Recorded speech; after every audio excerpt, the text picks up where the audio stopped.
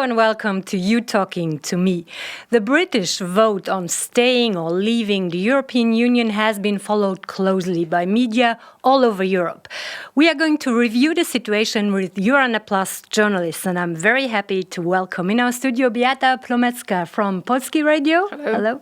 Hugues Baudouin from Radio Classique. Bonjour. Hello, bonjour. And we are going to be joined by journalists from the network reporting from London, starting with Barbara Peranic from HRT Croatia.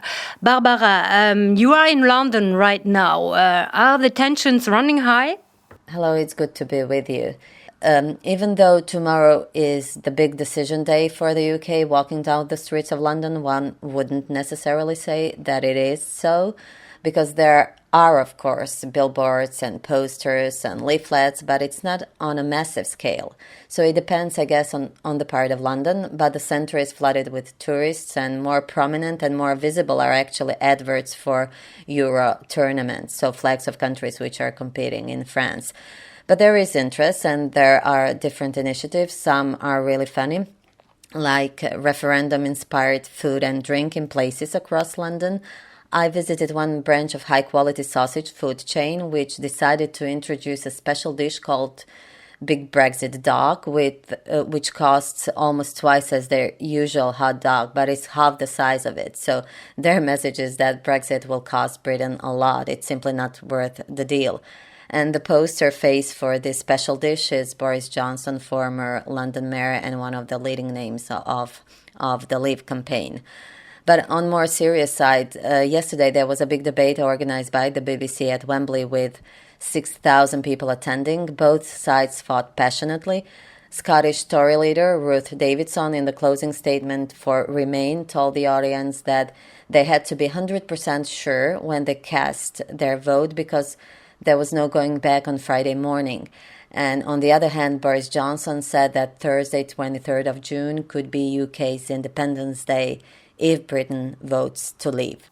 We have also Olivier Henrion from RTBF, who is also in London. Bonjour, Olivier. Bonjour, Danièle, or should I say good morning, Danièle, good morning, everybody. Olivier, what is there to say about the polls? Will the Brexit win? Actually, it's quite difficult to say if you look at the opinion polls. At the beginning of the campaign, they were all giving the Remain vote as the winning vote. And then, week after week, the Brexit vote gained strength. And that was probably the sign that the arguments put forward by the Brexit campaigners, notably those concerning the migration issues, worked very well on the voters. And it worked so well that at some point last week, all the opinion polls showed the Brexit side was about to win. And then there was, of course, the murder of the Member of the Parliament, Jo Cox. Yes, she was actively supporting the Remain option, and this dramatic event has created a real shock in the public opinion. And consequently, those in favor of the Remain option have gained more support. But it's still very close. According to the latest polls, both sides are now tied. And to really see how things are going, Olivier, you went to see a bookmaker, Jessica Bridge, and here's what she had to say. Remain is the heavy odds-on favourite right now at 1-4, so that means you would have to place £4 or €4 on that to win just one in return. That's how short it is right now. All of the money in the last week, 2 weeks, 3 weeks has been coming from Remain. It's always been the odds-on favourite. The betting and the odds and the punters, they're a very good barometer of what's going to happen because money talks at the end of the day, whereas polls, they're just one opinion in one moment of time that can change 10 minutes later, 2 days later, 2 weeks later. So it would be the biggest upset if we were to exit the EU on Friday morning and Nigel Farage and Boris Johnson were there on the Thames waving their flags. That would be a huge surprise because as far as the odds are concerned, the UK will be remaining. And talking about the campaign, we have Pierre Ryland from Luxembourgish Radio 100.7. Pierre, you lived in London for many years, back then when Tony Blair was still Prime Minister, and you followed this campaign closely, of course. Did you expect it to be as tough as it was? Yes, I think the campaign was always going to be tough. When David Cameron negotiated his deal for a reformed EU, it was not received as well as he hoped here in the UK. And as soon as the campaigning started, you could see that Leave was making progress quickly. I think there is a fundamental problem with the Remain campaign. It's not really based on a very positive message. Basically, David Cameron is holding this referendum for tactical reasons. Because after Tony Blair, who was very pro-European, the Eurosceptic forces that were lingering in the Tory party were waking up. And then UKIP made huge gains in the European elections, and the pressure of anti-European thinking in the UK increased. Cameron made an election promise that he would hold a referendum to appease those forces. So basically it's for his own political survival. And the message of the Remain campaign is not really very pro-European. And the debate in both campaigns also became very simplified. It was based mostly on fear on the Remain side. The message there was what will go wrong if we leave. And the Leave campaign took advantage of immigration fears and some deeply rooted British idea of sovereignty, hence their message to take back control. I think this has confused the debate about what it really means to be in the EU. And finally, let's go to Artyoms Konovs from Latvian Radio, who is also in London reporting on this major EU event, an event that does not seem to bother so many Europeans, at least if we believe a poll that has been published recently, Artyoms. Yes, indeed. Unlike the elites in Brussels and other capitals around Europe who are repeatedly stressing the negative consequences of Britain leaving the EU, citizens around the continent doesn't seem to care that much. The latest polls published by Bertelsmann Foundation suggest that a slight majority, 52% of Europeans, want the UK to stay in the EU. But on the other hand, people do not see a big tragedy in case if Britain leaves, at least not for themselves personally and not for their member state. I think the same goes for Latvia, where many people does not understand why they need to care about this issue and how one or the other potential outcome could affect them. Beata, in Poland, more people were concerned about negative consequences for their country. They were 51%. It was because of fear mentioned here in all these reports, mainly in London. People simply fear that you're entering into unknown. And if that's so, it will be more difficult, for example, to travel to the UK. You will need visas. There were some opinions like that. And also, it's important to note that there were people in Poland, living in Poland, fearing of Brexit, and there were also Poles living in the UK that really think that it will be the most negative thing that can happen to them is Brexit, because then they fear that they will need to have permits to work. And remember, there are 800,000 Poles working in the United Kingdom, and they are not for the time being.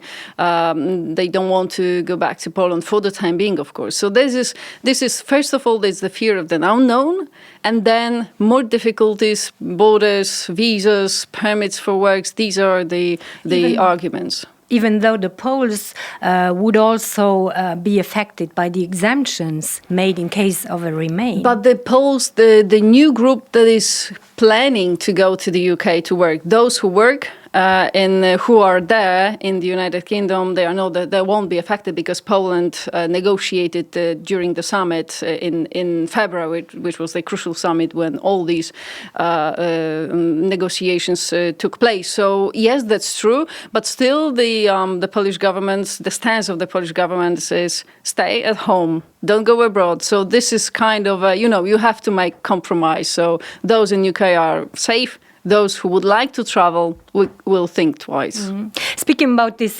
poll, Hugues, the French citizens, they don't seem really to fear negative consequences. Were you surprised by that? No, it's not a surprise because we could see three reasons for that.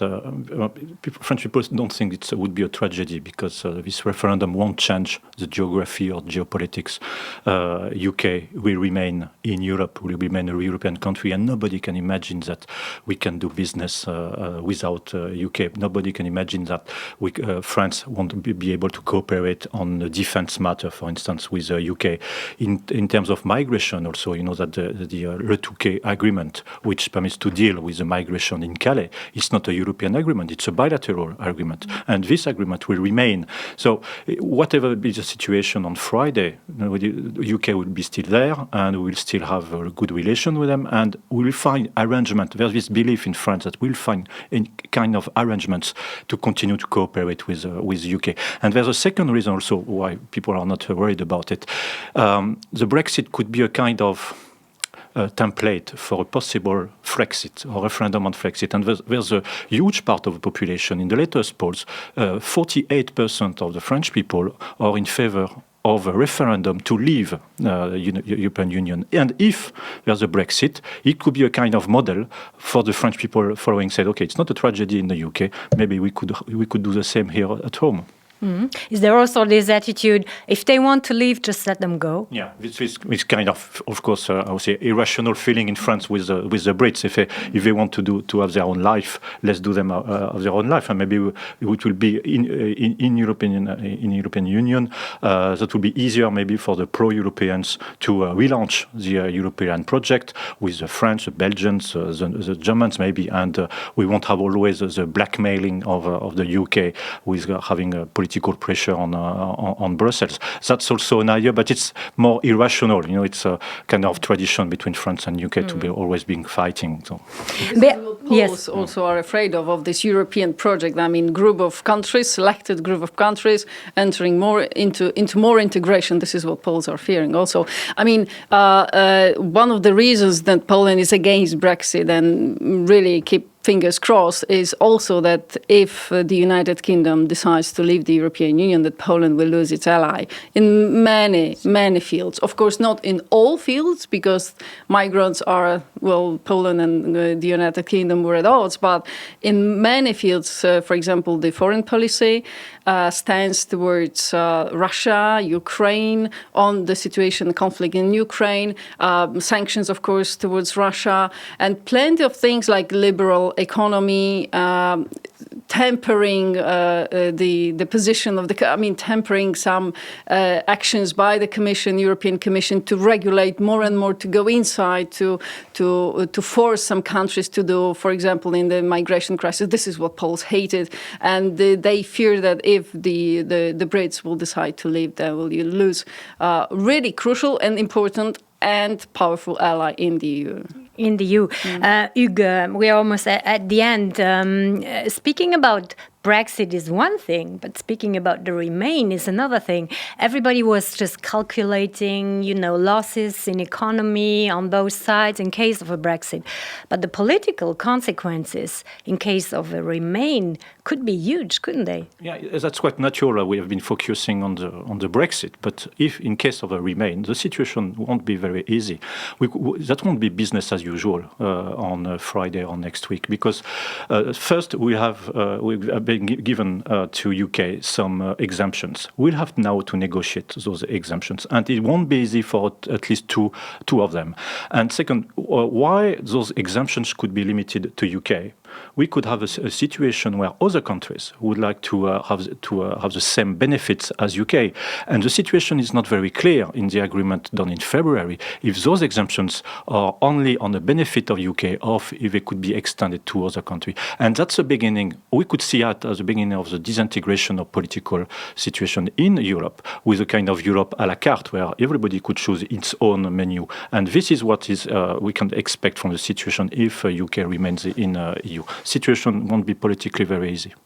In many cases, many things to talk about. We will do that. Thank you very much for being with us, Hugues, Beata. Thank you all, and see you soon on You Talking to Me.